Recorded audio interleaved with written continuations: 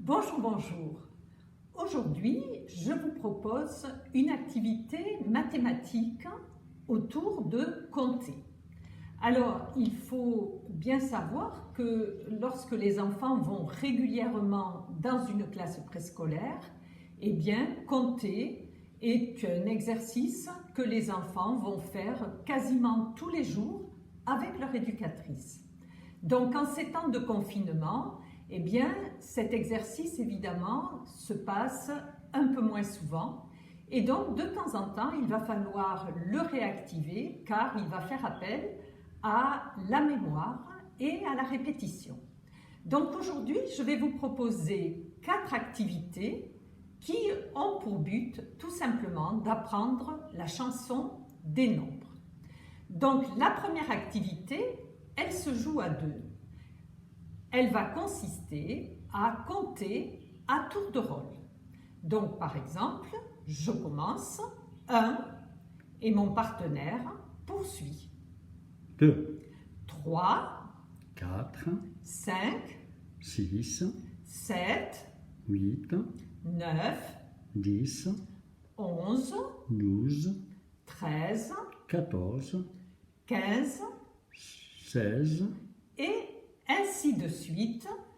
Vous irez avec votre enfant aussi loin qu'il sera capable d'aller. Donc, première activité. Deuxième activité, maintenant, elle va consister à dire le nombre qui vient juste après.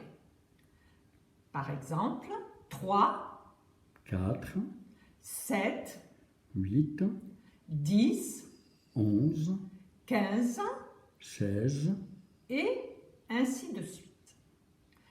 Troisième activité, cette fois-ci un tout petit peu plus difficile, il s'agira de dire le nombre qui se situe juste avant.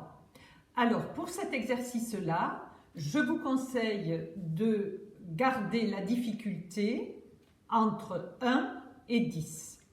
Donc 4, 3, 7, 6, 10, 9, 3, 2, 5 4, et ainsi de suite.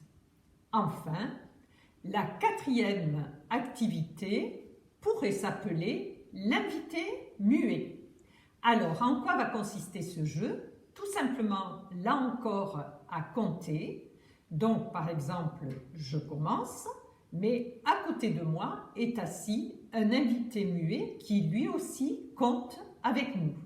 Donc, ça va donner 1, 3, 4, 6, 7, 9, 10 et ainsi de suite.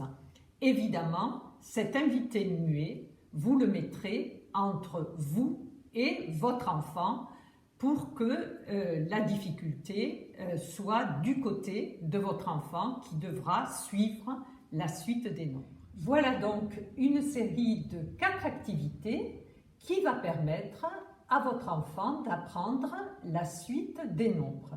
C'est bien sûr un apprentissage dont il va avoir besoin tout au long de sa scolarité. Alors, je sais déjà la question que vous vous posez, jusqu'où dois-je aller?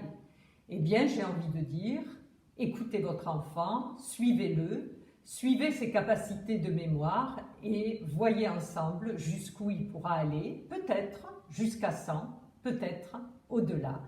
Mais n'oubliez pas, tout cela doit se passer dans un climat de plaisir, de joie et d'échange. Répétez ces activités souvent, c'est de cette manière-là que votre enfant apprendra. Je vous souhaite une bonne journée.